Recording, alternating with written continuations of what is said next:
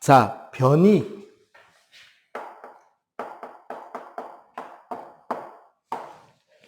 자, 변이라는 거는 기본적으로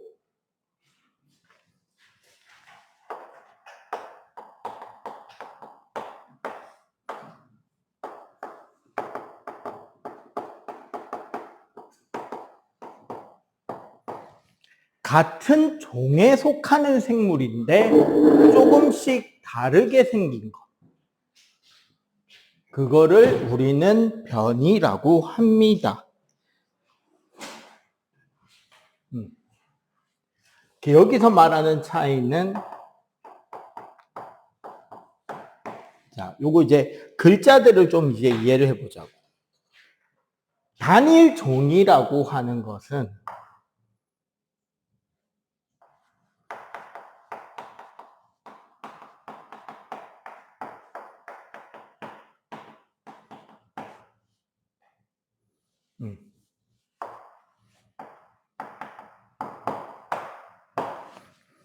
글자가 뜻을 쓰려고 하면 좀 뜻이 이상한데, 유전적 이제 교배를 시켜서 태어난 2세가 생식 능력을 유지할 때 둘을 같은 종이라고 불러요. 무슨 소리냐? 저기 에버랜드에 가면 수학여행을 가죠. 이제 라이거나 타이온이라는 녀석들이 있어요. 라이거는 아빠가 사자, 엄마가 호랑이. 그러면 타이온은 반대로 아빠가 호랑이, 엄마가 사자인 하이브리드 종을 말합니다. 그런 게 그렇게 만들어 놓은, 옛날에는 유전 연구 때문에라도 그런 걸 되게 많이 했어요. 뭐 국어책에 보면 메밀꽃 피무렵이라는 그 소설에 나오는 노새라는 것도 그 당나귀와 말의 교잡종입니다. 그런데 이제 방금 내가 말한 이 교잡종들은, 하이브리드들은 2세가 안 태어나요. 그러면은 방금 말한 사자와 호랑이, 뭐 말과 당나귀는 당연히 같은 종이 아니다, 그죠? 근데 혹시 집에 강아지 키우는 사람? 뭐 키우냐? 강아지 안 키워? 강아지? 푸들? 100% 믹스? 보통 우리 이제 집에 강아지는 솔직하게 믹스가 더 건강할 수밖에 없어요. 왜냐면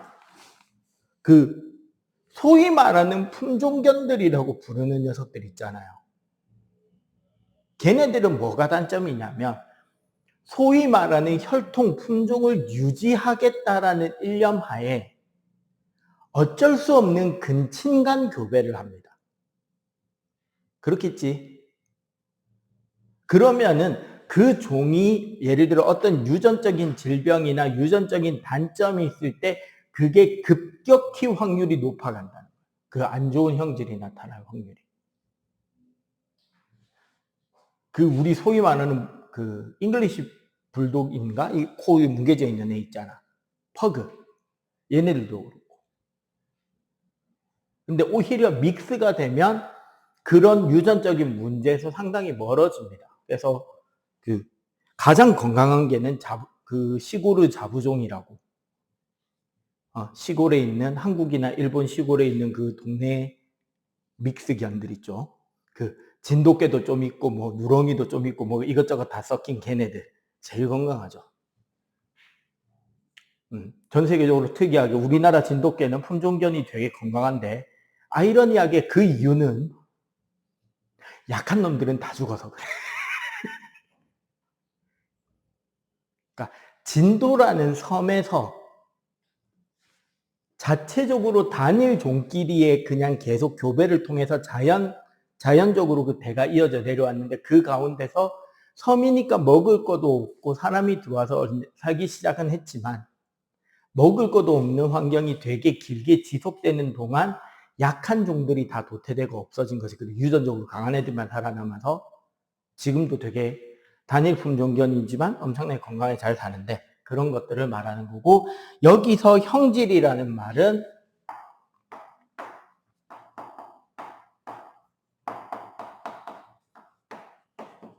형태와 성질이라고 보시면 됩니다. 즉 뭐다? 변이라는 거는, 자, 이렇게 보면 되겠다. 우리 사람들 봐봐. 여러분들 학교에 쌍둥이 빼고 똑같이 생긴 애 있냐 없냐? 심지어 쌍둥이들도 어쩔 때 보면 키도 조금 다르고 얼굴 외모도 조금 다르고, 맞죠? 살찐 정도도 다르고 그렇잖아. 그런 것들의 차이가 나는 것을 변이라 그래요. 일반적으로 우리 지금 책에서는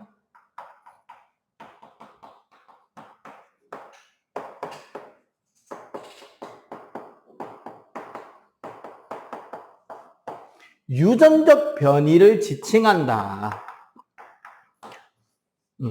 여기서 말하는 유전적 변이라는 거는 유전자의 차이가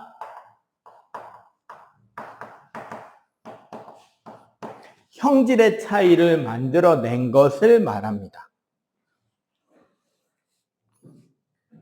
그리고 이게 유전자 차이라는 말은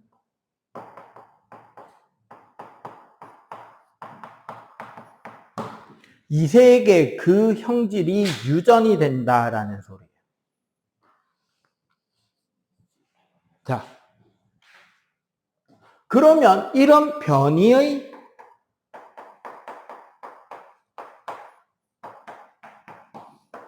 원인이 되는 것은 뭐냐? 일반적으로는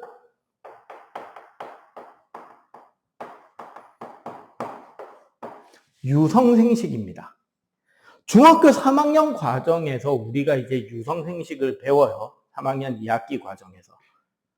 그건 뭐냐면 아버지가 가지고 있는 염색체 유전자의 절반, 어머니가 가지고 있던 염색체 유전자의 절반이 생식세포 분열로 인해서 만들어진 절반씩 가진 생식세포들이 결합하니까 새로운 조합이 끊임없이 만들어지는 거죠. 일란성 쌍둥이를 제외하고 유전적 조합이 일치하는 사람이 둘 존재할 확률은 거의 없어요. 일란성 쌍둥이는 유전적 조합이 같을 수밖에 없는 게 하나의 수정란이 나날 과정에서 두 개로 분리되었기 때문에 같은 유전자를 가지고 태어나는 거고. 요즘에 여러분들 학교에 쌍둥이들 좀 많죠. 여러분들 나이대에 특히 많잖아. 근데 걔네들 봐봐. 안 닮았지. 닮은 애들 별로 없죠. 쌍둥이인데. 심지어 남자 여자 쌍둥이도 있잖아. 맞지? 얘네들은 뭐냐면 이제 요즘에 점점 결혼도 늦게 하고 환경이나 이런 것들이 이제 되게 안 좋아지고 있는 중이기 때문에 여러 가지 문제로 결혼한 부부들이 아이를 가질 때 쉽게 못 가지는 경우가 생겨요. 그러면 보통 의학적 도움을 좀 받습니다. 선생님도 그런 것들을 들었어요.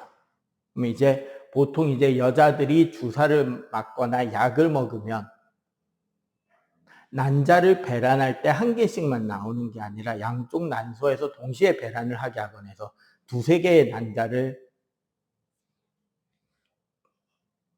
이제 만들어내도록 약을 먹어주는 거, 호르몬과 관련된.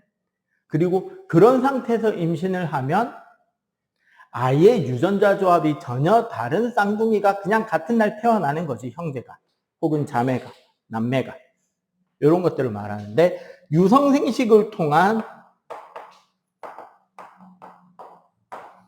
조합이 되는 거와 함께, 가장 큰 거는 바로 뭐냐면 돌연변입니다. 돌연변이라는 것은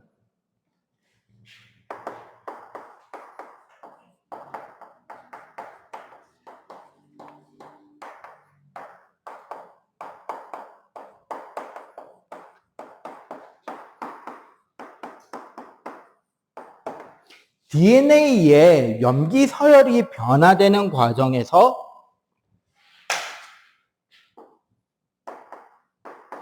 부모에게 어떤 형질이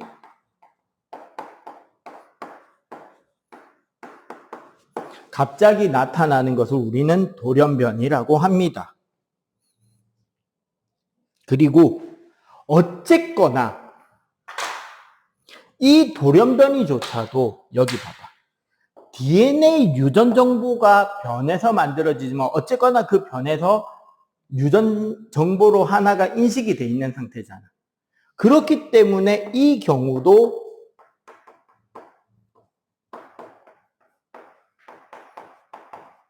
자손에게 유전 정보는 그대로 유전이 됩니다. 그대로 물려진다는 거죠.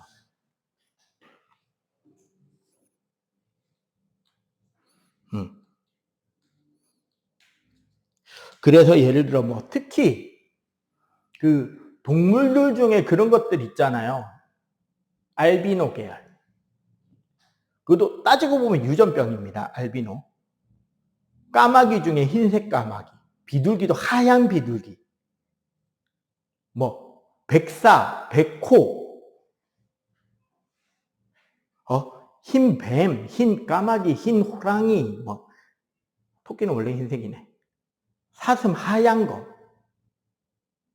그리고 사람도 있습니다. 흑인인데도 알비노 걸리면 피부 하얗게 나와요. 완전히. 그 다음 개들 보면 가끔씩 개나 고양이에 나타나는 오드아이, 그 파란색 보석 색깔 눈 가지는 개나 고양이들 있죠. 특히 뭐 허스키나 말라무트 이런 애들 종종 나타나잖아. 그거 다 유전자에서 멜라닌 색소 문제가 생겨가지고 그거를 제대로 생산하지 못하는 채로 태어나기 때문에 그런 증상이 나타나. 그 반대도 있습니다. 유전자가 잘못되면 멜라닌 색소가 너무 과다하게 분비되는 경우도 있겠지. 호랑이인데 검은색 줄무늬가 노란색보다 더 많게 덮이는 거. 이런 것들도 존재해요. 까맣게도.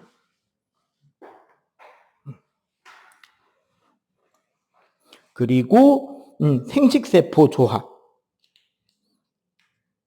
그 개나 고양이도 아무래도 고양이가 특히 그런 것들이 많은데 길거리 댕기다 보면 고양이 털 되게 다양하게 골고루 다 가진 놈들 있잖아요. 어디는 고등어 무늬인데 어디는 노란 털도 있고 흰 털도 있고 얼룩 갈색도 있고 맞지? 까만 털도 있고. 그게 이제 얼마나 그 털 유전자가 섞였느냐에 따라 그게 다양하게 나타나기도 하는. 그 이제 부모들 사이에서 어떤 애들이 태어나느냐는 무작위 수정되기 때문에 그러합니다. 됐나요? 자, 이런 유전 인자의 변화. 특히 봐봐. 선생님은 선생님 아버지가 O형이었고 이건 나중에 아마 중학교 3학년 과정에서도 한번 나올 건데 아니다. 어떤 집에는 아빠가 A형, 엄마가 B형이면 자녀는 무슨 형, 무슨 형이 나타날 수 있는가 이런 것들 있잖아. 최대 4가지 다 나올 수 있죠. 그지? 만약에 아빠가 가진 유전인자가 A랑 O를 가지고 있고 엄마가 가지고 있는 유전자도 B랑 O를 가지고 있다면 여기서 나타날 수 있는 감수분열에 의한 조합은 자, AO, BO면 여기 AB0 태어날 수 있죠. 여기 BO 태어날 수 있죠. 여기 AO 태어날 수 있죠. 여기 OO 태어날 수 있죠. 이러면 AB형, A형, B형, O형이 다 가능하단 말이에요. 단순하게 혈액형만 가지고 조합을 해도 이렇게 다양한 조합이 가능하다는 거예요.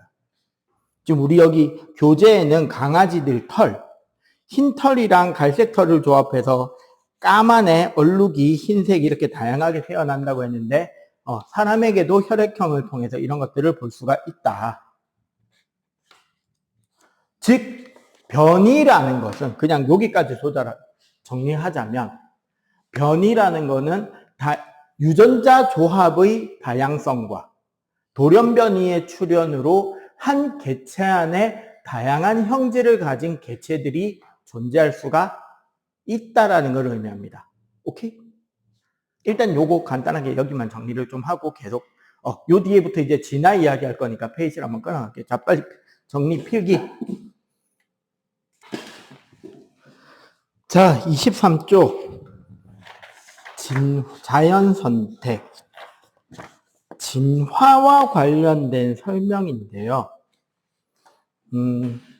일단 자연 선택, 지금 우리가 이제 통과에서는 자연 선택에 대한 이야기만 쭉 나오는데, 진화론에 대한 전체적인 이야기가 이제 요 뒤쪽에 나오는데, 자연 선택이라는 거 한번 배워보도록.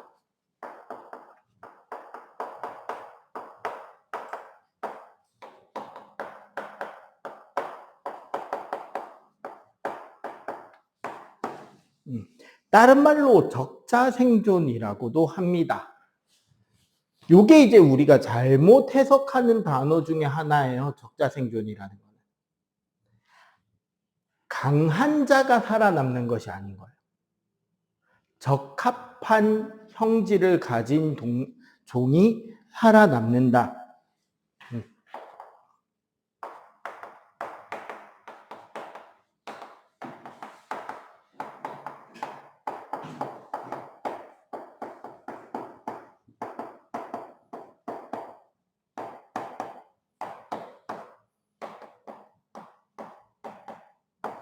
강한 자가 아닌 겁니다. 이게 절대.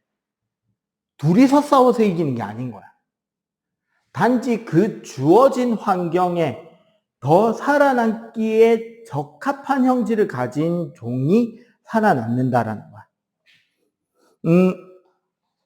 지금 여기에 보면 같은 종의 생물무리에 다양한 형질을 가지고 포식자의 눈에 안 띄는 녀석이 살아남는다라는 이 내용이 있는데요.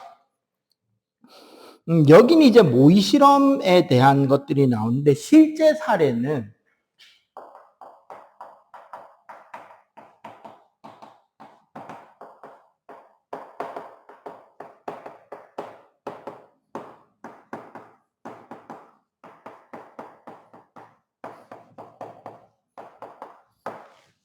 영국의 맨체스터라는 도시가 있죠. 꽤나 남자애들은 잘 알죠. 어떤 도시인지. 어떤 도시야? 맨체스터 하면 딱 떠오르는 게 뭐예요? 맨체스터. 그치. 세계적으로 유명한 축구팀이 2개나 있는 도시다. 그죠?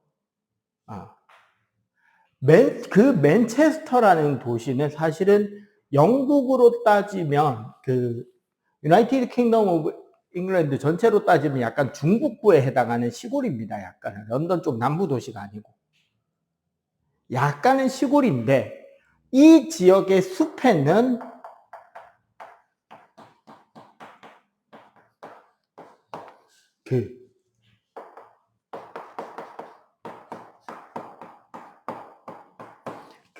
버섯에 가까운 흰색 이끼들이 살고 있었어요. 원래는 자연이 훼손되기 전에, 산업혁명 전에. 자연이 본격적으로 훼손되기 전에는 나무에 흰색 이끼류가 살고 있었고 이 동네 나방은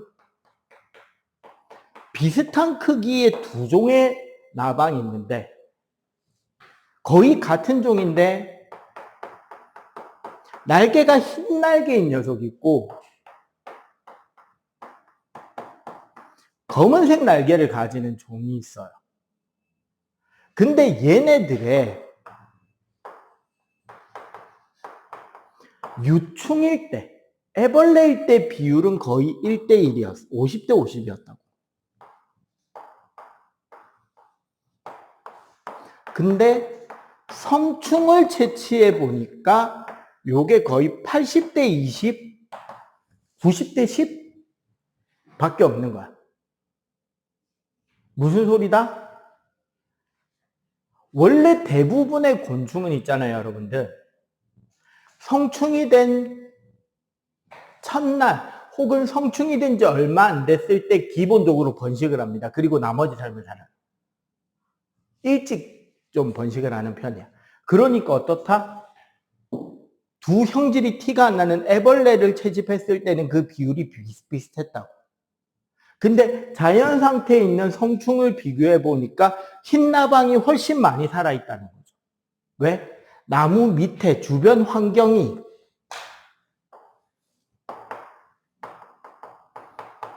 환경이 흰색일 때는 당연히 흰나방이 살기 좋았겠지. 그랬는데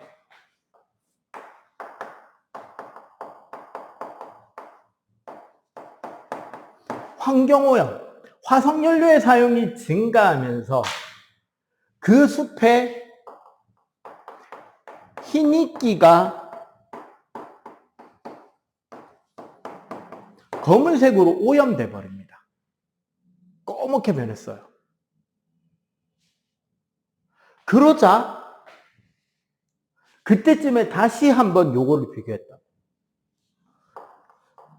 유충의 비는 여전히 50대 50인데 성충은 이제 반대로 20대 80인 거지. 무슨 소리인지 알겠어요? 주변에 흰색 이끼 위에 나방이 딱 붙어 있으면 흰 나방이 잘 보일까 안 보일까? 잘 안 보이겠죠. 검은 나방은. 저기 나방인 내가 멀리서도 보이겠지. 그러니까 새들이 주로 먼저 노려서 잡아먹었다? 검은색을 잡아먹다가 이제는 그 이끼가 오염이 돼서 검게 변했어. 환경오염으로. 그랬더니 뭐가 보이기 시작한다? 검은 애들은 자동으로 보호색이 되고 흰색 나방 애들이 다 들키겠지. 그게 흰색 나방이 많이 잡아먹힌 거야. 그러고 환경이 다시 복구되었습니다. 주변 환경이 깨끗해졌어요. 그랬더니 어차피 유충은 같은 거 아니까 성충비가 다시 어떻게 됐다?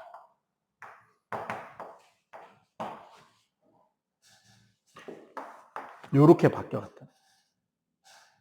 봐봐. 흰 나방하고 검은 나방하고 서로 싸웠나? 아니죠. 그냥 그 둘은 최선을 다해서 살았지. 그런데 뭐가 더 많이 살아남고 있다? 환경이 선택한. 그 환경에 살아남기에 유리한 형질을 가진 애들이 더 살아남았다라는 게 요 자연 선택에 대한 설명. 개체들의 싸움, 생존력, 뭐 그런 것들이 아니라. 자, 딱정벌레 집단, 항생제 내성균, 이런 형태의 예시들이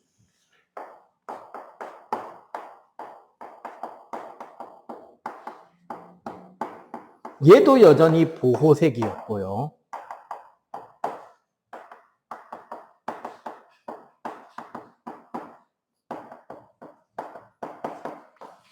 항생제 내성세균,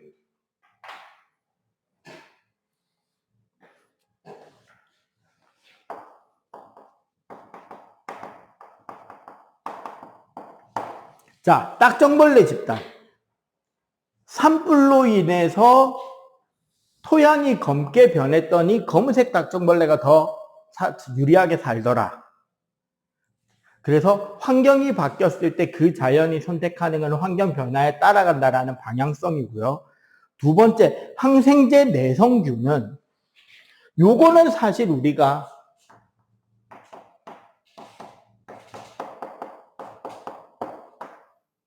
요 개념에서 접근하게 해요. 유전자풀.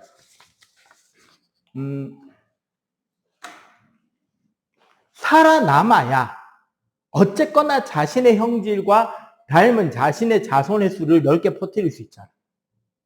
맞지? 항상 우리가 지난주에 대멸종 배웠잖아요.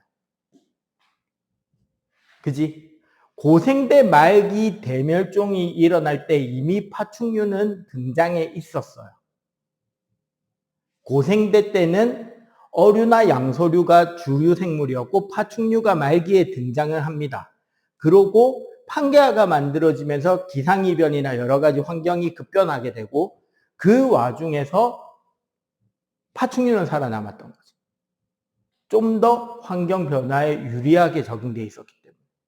그러고 나니까 그 넓어진 환경, 사냥터, 생존 영역에서 파충류만 급속하게 퍼지고 걔네들이 각각의 환경에 맞게 다시 변이하면서 진화하면서 다양한 종으로 분화한 거죠.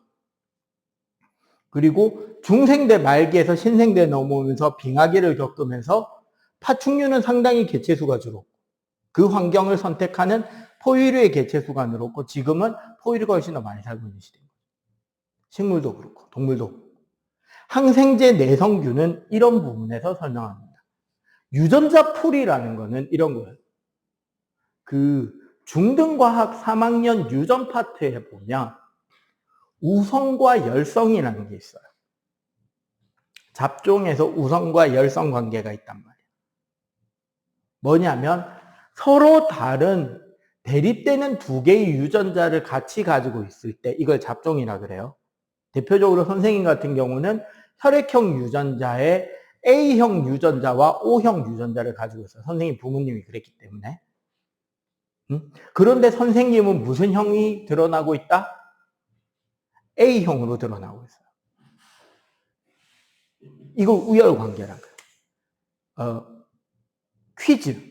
쌍꺼풀은 우성일까요? 열성일까요? 어떤 사람이 쌍꺼풀 유전자와 외꺼풀 유전자를 같이 가지고 있다면 이 사람은 쌍꺼풀로 태어날까? 외꺼풀로 태어날까?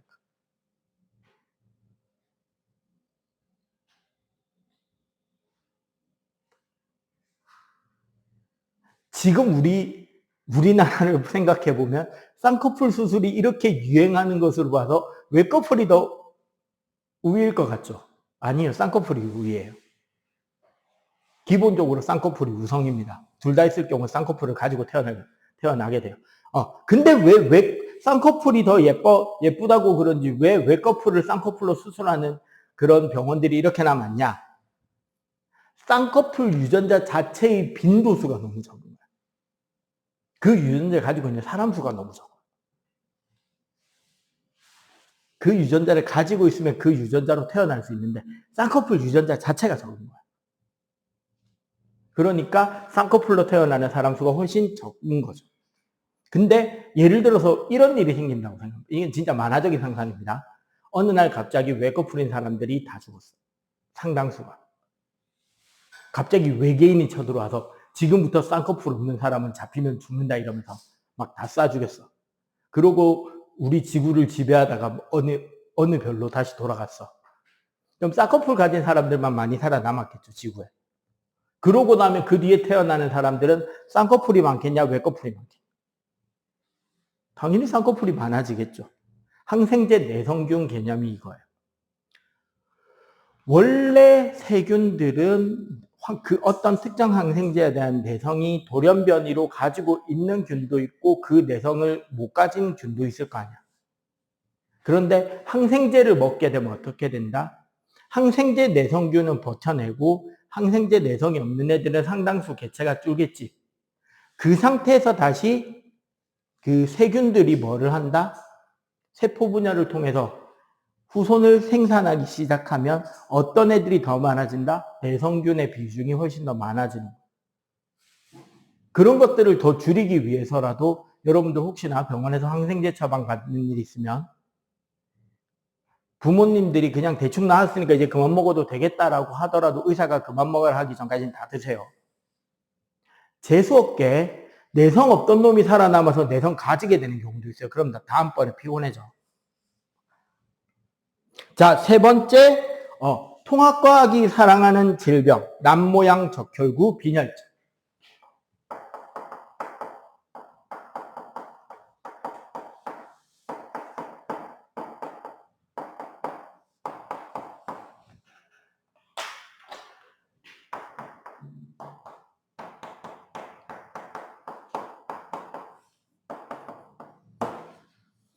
남모양 적혈구 빈혈증은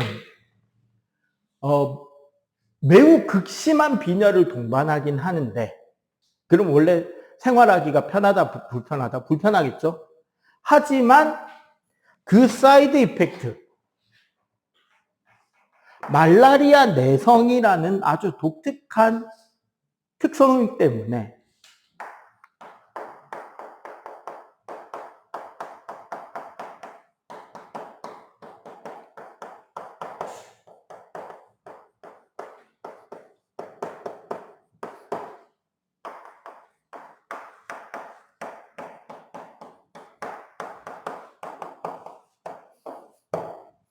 그러니까 정확하게는 이 빈혈증을 가진 사람들이 거기서 더 많이 살아남은 게 아니라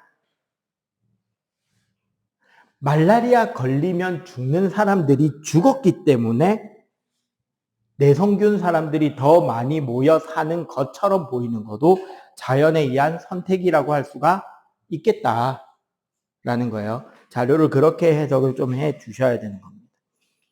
오케이?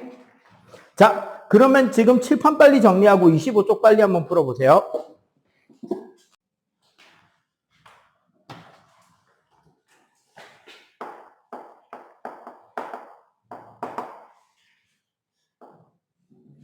자, 진화란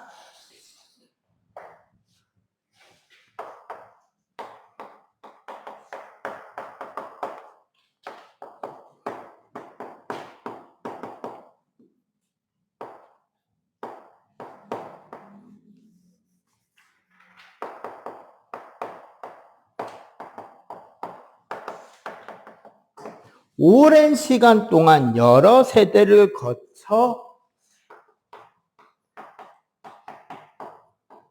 생물의 변화가 발생하는 것을 우리는 진화라고 하는데, 기본적으로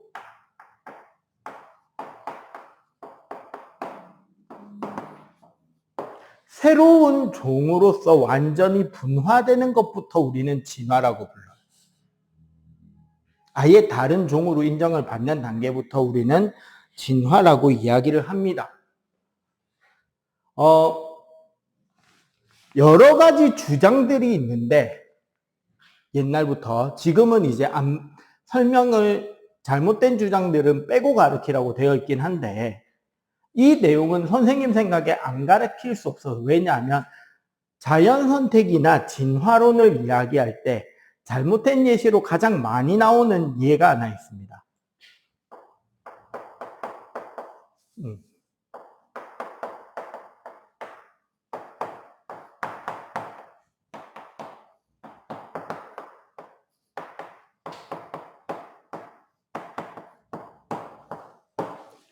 용불용설이라는 게 있어요.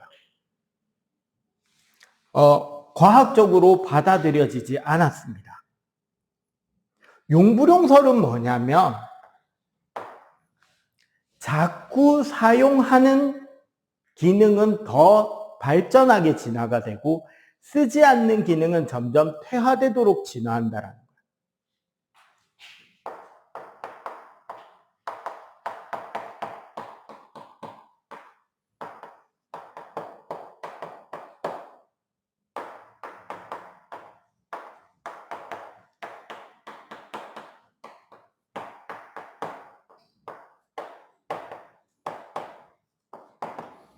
생각해보면 이거 맞는 말 아니냐 싶긴 하죠.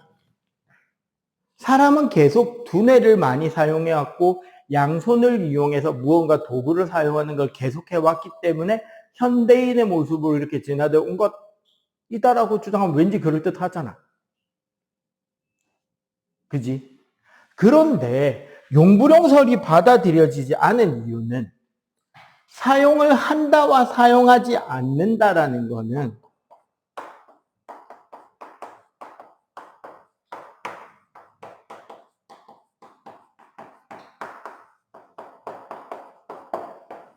후천적 변이에요. 그 유전자에 의한 변이가 아니라 그 기능을 사용한 각 개체가 후천적으로 그 기능이 발달할 수 있는, 이런 거 생각해 보면 돼요. 요즘에 이제 남자고 여자고 보면, 성인들 보면 웨이트 트레이닝 되게 좋아하는 사람들 많잖아. 그래서 막 크로스핏이다 뭐다 그래서 뭐 몸에 온몸을 근육질로 만들고 막 바디 프로필 찍고 막 그렇게 하잖아요. 인스타나 이런 거 보면. 물어볼게. 아빠도 배에 왕자가 있고 엄마도 배에 왕자가 있는 그런 부부가 결혼해서 아기가 태어났어. 그럼 아기가 태어나자마자 배에 왕자가 있고 하겠냐?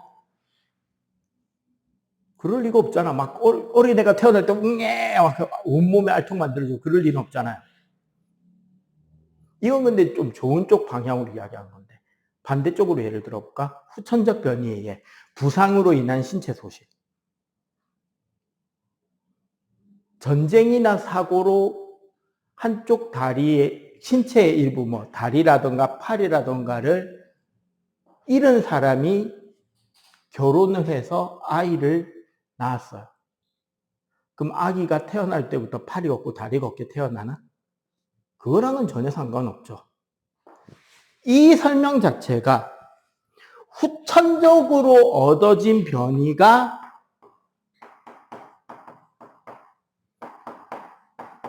유전되는 걸로 설명을 한 거예요. 근데 이거 자체가 틀린 거예요. 어차피 진화론에서 가장 많이 써먹는 건 기린 이야기예요. 용불용설의 기린은 이거야. 원래는 기린들이 다 목이 짧았어. 나뭇잎을 뜯어먹고 사는데 나뭇잎을 뜯어먹다 보니까 더 위에는 잎이 남잖아.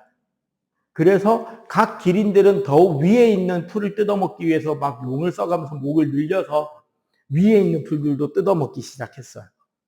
그게 세대를 지나고 시간이 지나고 대를 계속 거치다 보니까 점점점 기린의 목이 길어졌다라는 설명인데 그거 된다 안 된다?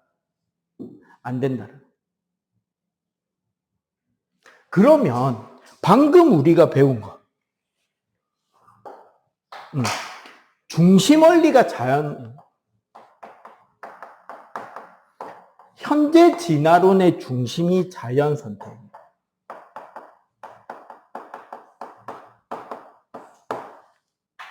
무슨 소리다?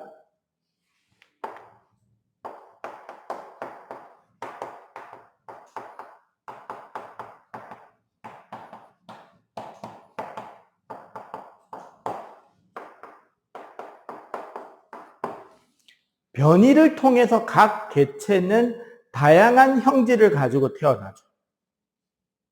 맞지? 기린으로 따지면 목이 좀 다른 기린들보다 팔다리도 길고 목이 더 긴 기린이 있을 수도 있고 목이 좀 더 짧은 기린이 있을 수도 있잖아. 그지?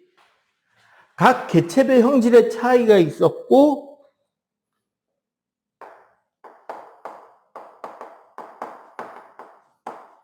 과잉 생산을 통한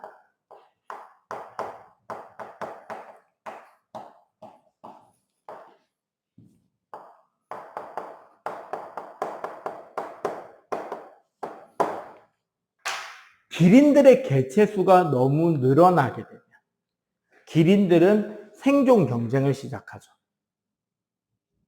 서로 살아남기 위해서 경쟁을 하고 더 맛있는 나뭇잎을 뜯어먹기 위해서 경쟁을 하겠지. 그리고 그 결과 자연 선택, 더 살아남기에 유리한 놈들이 살아남아. 목이 짧은 기린도 있고 목이 긴 기린도 있다면 우리가 생각할 때 기린 사회가 만약에 도덕적이라면 이런 이야기를 하겠죠. 목 짧은 애들은 밑에 나뭇잎 뜯어먹으면 되고 목 긴 애들은 위에 나뭇잎 뜯어먹으면서 같이 잘 살면 좋겠다. 자연계는 그렇지 않죠. 어떤 일이 일어난다? 목이 긴 놈이든 짧은 놈이든 밑에 거부터 뜯어먹고 목 긴 놈들은 위에 거를 더 뜯어먹겠죠. 응? 그거랑 똑같아. 여러분들 친구들하고 예를 들어 패스트푸드점 맥도날드에 갔어요. 그리고 친구들끼리 전부 다 똑같이 우리 햄버거 다 라지 세트로 하나씩 시켜 먹기로 하자. 해놓고 어떤 사람이 일어나요. 야, 그냥 감자튀김 이거 따로따로 하지 말고 부어놓고 같이 먹자. 그러면 각 개인별로 햄버거가 하나씩 있고 여기 수북하게 감자튀김이 쌓이지. 이때 제일 나쁜 놈들이 뭐야? 햄버거 먹고 감튀부터 먹는 놈들이죠. 아니면 중국집에 가서 친구들끼리 다 짜장면 하나씩 시키고 탕수육을 하나 시켰어. 돈을 합쳐서. 제일 나쁜 놈.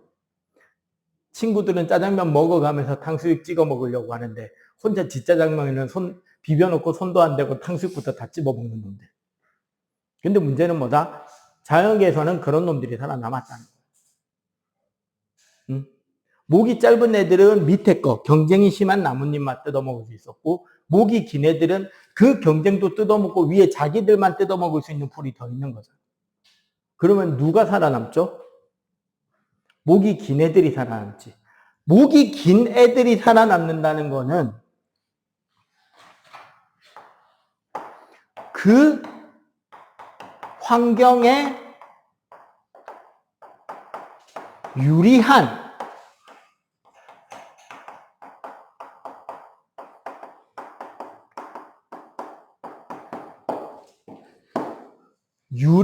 유전인자가 후세로 전달이 된다는 거죠. 그러면 결국 살아남은 애들이 키 큰 기린인 거고, 목이 긴 기린인 거고, 목이 긴, 좀 더 긴 유전자를 가진 기린들끼리 교배를 통해서 새끼를 놓으면 걔는 목이 길 확률이 더 많죠. 그렇게 목 긴 애들이 더 많아지면 목 긴 애들끼리 또 경쟁을 해야 될 거예요. 그럼 그 중에서 또 살아남는 거는 그 중에서도 더 길게 태어난 애들이 살아남고.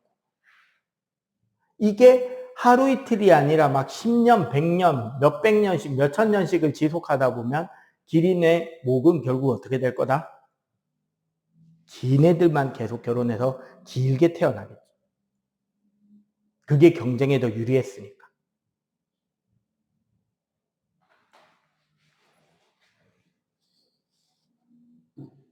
자, 요렇게 해서 자연 선택이 나오는데 여기에 현재는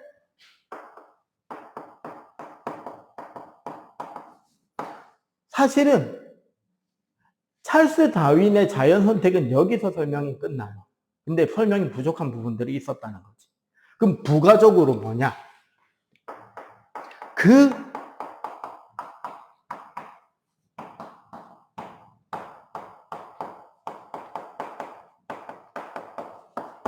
그 변이의 주된 원인 중에 하나가 돌연변이라는 거를 보통 돌연변이설에서 보충을 해줍니다. 유독 길게 태어날 수도 있다는 거지. 원래는 부모님들은 다 짧았는데. 그리고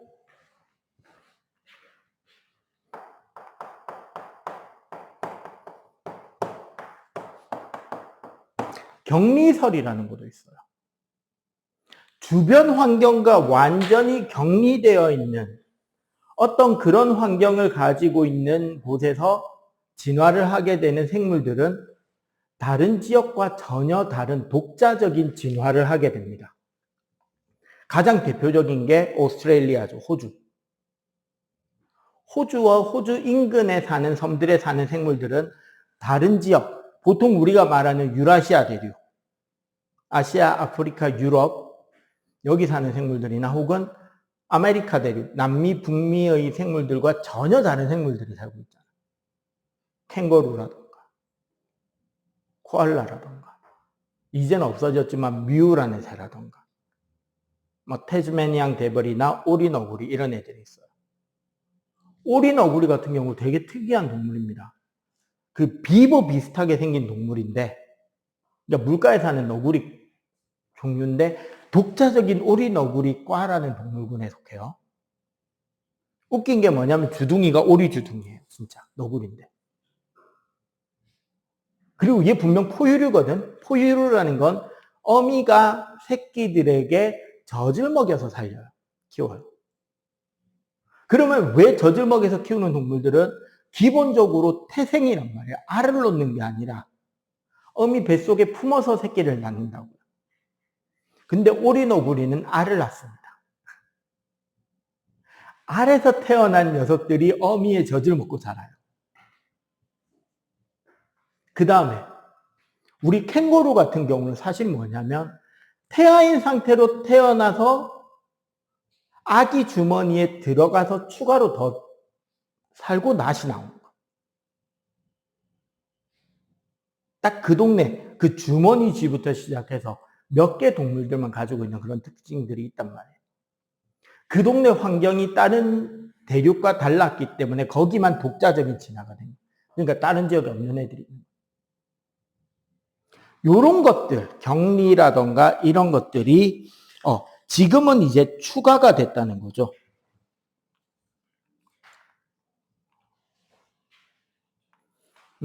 그래서 우리 26쪽 거기 중간 밑에 봐봐. 자연선택설의 한계.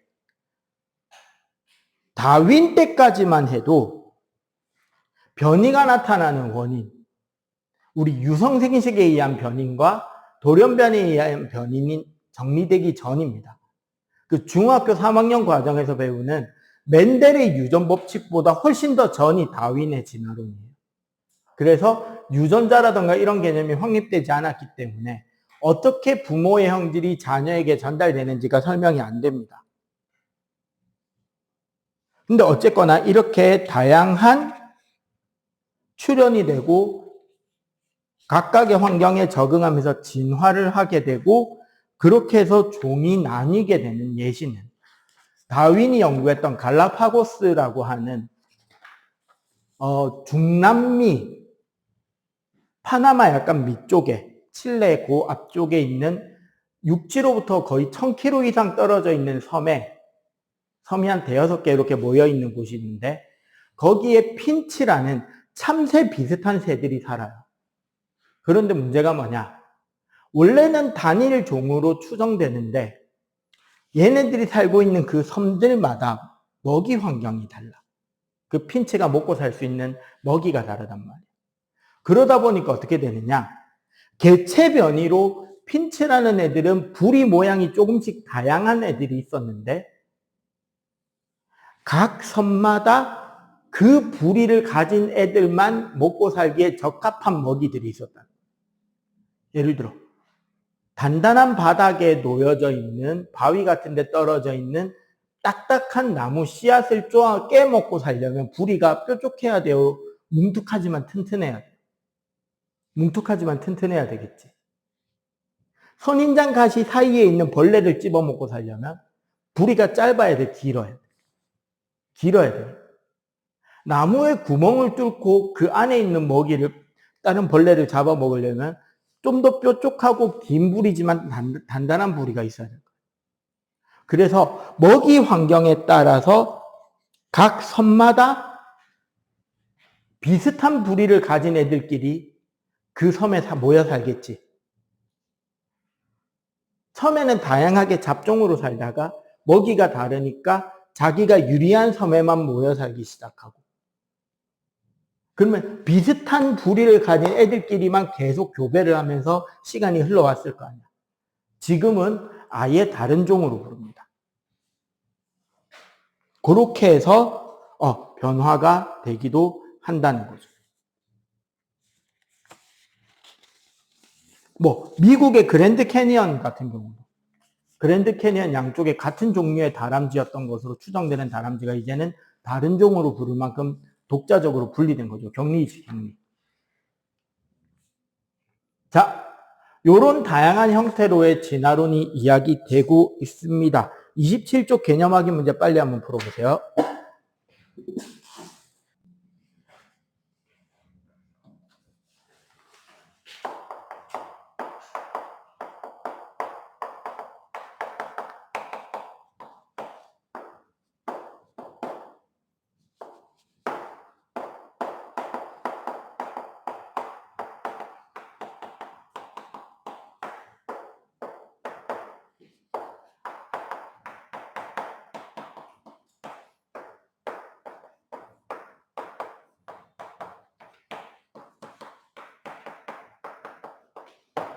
자, 유전적 다양성, 종 다양성, 생태계 다양성이 있는데, 자, 이 세 가지는 구별할 수 있으면 돼요. 유전적 다양성이란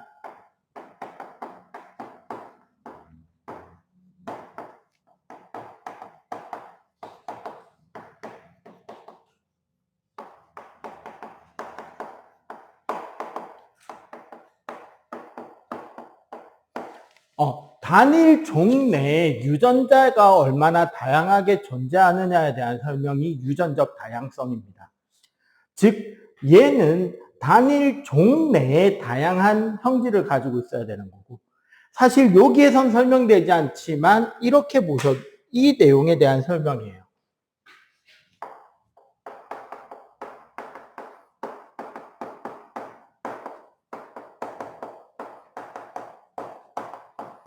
유성생식이 무성생식보다 무조건 큽니다. 그래서 생물들이 유성생식으로 진화해 온 거예요. 대표적으로 지금 이 무성생식을 통해서 그 원예어 과수업들이 보통 많이 키워지고 있는데, 우리 바나나 있잖아, 바나나. 먹는 바나나. 1970년대에 그 이전에 있던 바나나는 멸종했어요. 그 바나나 관련 그 전염병이 있거든요. 멸종할 수밖에 없었던 게, 바나나는 여러분들 씨앗 심어서 나무 키우는 게 아니에요. 그 무성생식 포기 나누기라 그래서 가지 하나, 굵은 가지 하나를 잘라가지고 그거를 잘 다시 키워내면 나무가 하나 자라. 아니면 뿌리가 옆으로 뻗어나가서 옆에서 새로운 바나나가 커 나오고. 거의 이런 식으로 키운단 말이야. 우리 감자도 그래요. 여러분들, 우리가 먹는 감자는 씨앗인가요? 아니죠. 감자는 줄기입니다. 덩이 줄기라고, 양분이 저장되는 덩이 줄기인데, 실제로 감자를 어떻게 심냐면, 우리가 먹는 감자를 좀 큰 것들은 두 조각이나 세 조각으로 돼서 씨눈 안 다치게. 감자를 그냥 땅에 심어 놓잖아요. 그러면 그 씨눈에서 줄기 자라 나오고 뿌리 자라 나와서 다시 감자 한 그루가 생기는 거예요. 이렇게 되면 어떻게 된다? 그냥 부모의 클론인 거예요. 복제인 거야. 왜 이렇게 하느냐? 부모의 형질을 뛰어나게 만들었죠. 감자도 많이 열리고 맛있는 감자가 주렁주렁 열리게 어떤 감자를 하나 만들었잖아요. 뭐 종을 조합하든지 유전자를 조합하든지 해서 하나의 품종을 만들었잖아. 얘를 유성생식 시켜버리면 그 형질이 없어질 수 있는 확률이 생기잖아. 그런데 얘한테서 열린 감자를 심으면 얘랑 똑같은 유전자가 자란다니까. 전 세계 바나나가 유전자가 3개밖에 없어요. 그러니까 종류 세트가. 그러니까 전부 다 쌍둥이인 거야. 지구상에 있는 모든 바나나 그 나무는. 그러면 어떤 특정한 그루에게 유전적으로 치명적일 수 있는 어떤 전염병이 있다면 전멸될 확률이 생기죠. 그렇게 해서 하나가 전멸했어요. 다행히 남아있는 그 병에 걸리지 않은 그 종자하고 그 정글의 법칙이 내는데 보면 가끔씩 그 정글에서 구워 먹는 바나나 있잖아. 우리가 먹는 바나나랑 전혀 다른 종입니다. 그거는 구우면 고구마 맛 나는 거예요. 단맛이 없고. 씨앗도 졸라 큰 거 들어있고. 그런 야생종 바나나와 그 이전에 멸종 위기의 그 바나나 종을 조합해서 그 전염병에 걸리지 않는 새로운 종을 만들어서 지금 우리가 먹고 있는 거예요. 근데 이 종에도 다시 그 전염병이 전염되기 시작했어요. 안 걸리게 새롭게 만들었는데 그 병도 진화된 거지. 그럼 뭐 언제 바나나가 멸종될지 모르는 거야. 그럼 뭘 할까요? 생물학자들은. 다시 야생 바나나 유사종과 유전자 조합을 통해서 새로운 바나나 종을 만들어야 돼요. 그런 문제들이 있기 때문에 유전적 다양성, 자연적으로 진화는 유성생식으로 진화하는 거예요. 어쨌거나 형질이 다양하면 살아남는 개체는 존재한다는 거죠. 한 그루 한 그루는 죽을 수 있지만 종은 살아남게 되잖아. 두 번째, 종다양성.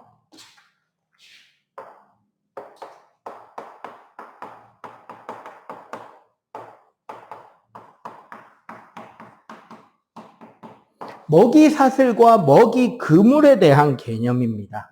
따지고 보면.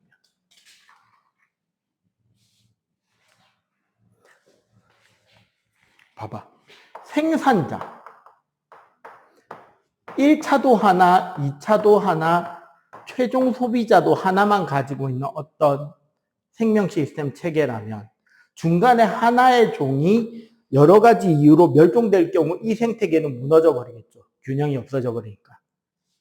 먹이 그물이 되면 생산자 종류도 여러 가지, 1차 소비자도 여러 가지, 2차 소비자, 3차 소비자도 여러 가지가 되면 대체제가 존재한다. 여러 가지 풀이 자라고 메뚜기, 여치, 방앗개비, 뭐 땅강아지 같은 곤충도 여러 가지고 곤충 잡아먹고 사는 동물도 여러 가지고 그 동물 잡아먹고 사는 최종 소비자도 한 두세 가지 있다면 하나의 종이 멸종되더라도 생태계 자체가 흔들리진 않죠. 대체제가 존재하니까. 예를 들어 이런 거 생각해봐. 초코파이를 사 먹고 싶어서 편의점에 갔는데 초코파이는 없어. 근데 옆에 보니까 몽쉘이 있어. 사 먹을래 말래? 사 먹으면 되잖아. 몽쉘이 있는데. 나는 햄버거가 먹고 싶어. 버거킹이 없어. 맥도날드 가면 되잖아. 아니면 요 밑에 다른 브랜드도 있잖아. 프랑크 버거. 맞지? 근데 대한민국에 맥도날드밖에 없었는데 그 맥도날드가 문 닫았어. 그럼 햄버거는 못 먹죠. 맞지? 프랜차이즈 감튀는 못 먹는 거잖아. 맥도날드 없어졌으니까. 그렇게 된다는 거지. 그게 먹이사슬, 먹이고. 그래서 다양한 종이 살아야 그 생태계가 건강할 수 있다. 생태계 다양성은 여기서 말하는 생태계란 종과 환경입니다. 여기서는 환경에 더 집중을 하는 개념. 봐봐. 풀밭에 사는 생물이 따로 있겠죠? 숲에 사는 생물이 따로 있고, 연못이 있다면 연못 물 위에 사는 애들, 물 속에 사는 애들, 물가에 사는 애들이 다 따로 있을 거 아니야. 숲도 평지에 있는 숲이 있고 우거진 산에 있는 숲이 있잖아요. 풀밭도 풀밭이 있고 논이 있을 수 있겠지. 사막이 있을 수 있을 것이고 건조한 초원이 있을 수 있을 것이고 그런 초원 중에서도 추운 툰드라가 있을 수도 있겠죠. 그 다양한 환경에 적응하는 생물들이 모여 산다.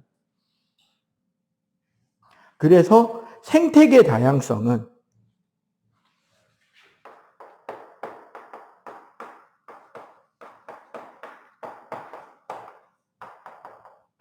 일정한 지역 내 환경의 다양성을 이야기합니다. 그래서 이 세 가지가 잘 갖춰지면 어떻게 된다? 그 지역의 생태계는 매우 건강하다는 거죠. 즉 안정적으로 운영될 수 있다.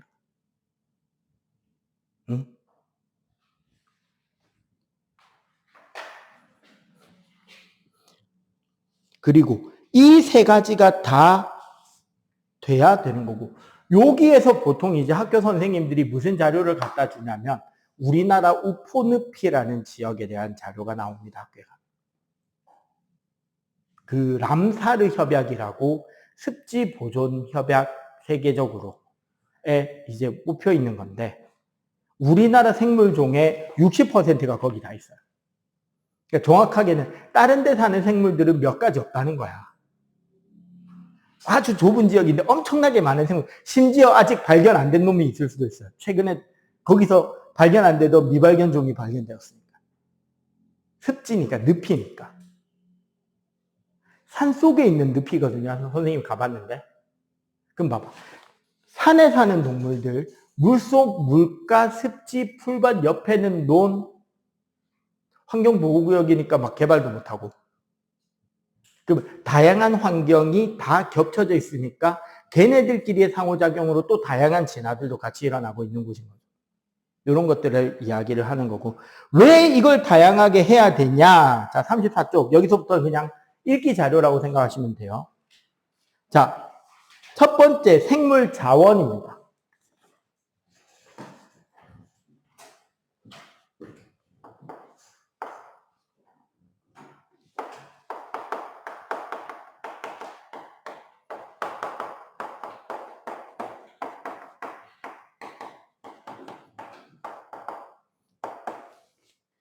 자, 어디에 사용할 수 있느냐를 사용해요. 첫 번째가 의식주. 요즘 아무리 합성섬유가 많이 나온다고 해도 우리 옷을 만드는 재료들은 생물에서 얻는 경우가 많죠. 가죽, 면, 그 다음에 비단, 그 다음에 뭐 삼백, 그 다음에 누에 비단, 양털, 그 다음에 식량, 그 다음에 우리 나무 같은 걸로 집을 지을 수도 있잖아요. 두 번째는 굳이 한약이 아니더라도 양약조차도 그 성분은 자연계에 있는 식물이나 다른 광물에서 얻어내는 경우가 많죠. 세 번째는 에너지나 산업. 네 번째는 심미적 가치. 우리 휴양이라던가. 요즘에 인스타 보니까 이제 온 부산 인근의 다양한 곳에 이제 어디 가면 꽃 예쁘다, 어디 가면 뭐 무슨 꽃이 많이 피어 있는 카페가 있다, 동네가 있다, 뭐 사진 찍으러 가기 좋다, 막 올라오더라고요. 그런 거 보면 이제 쉬는 거죠. 스트레스도 좀 있고. 이런 것들을 심미적 가치라고 할 수도 있습니다.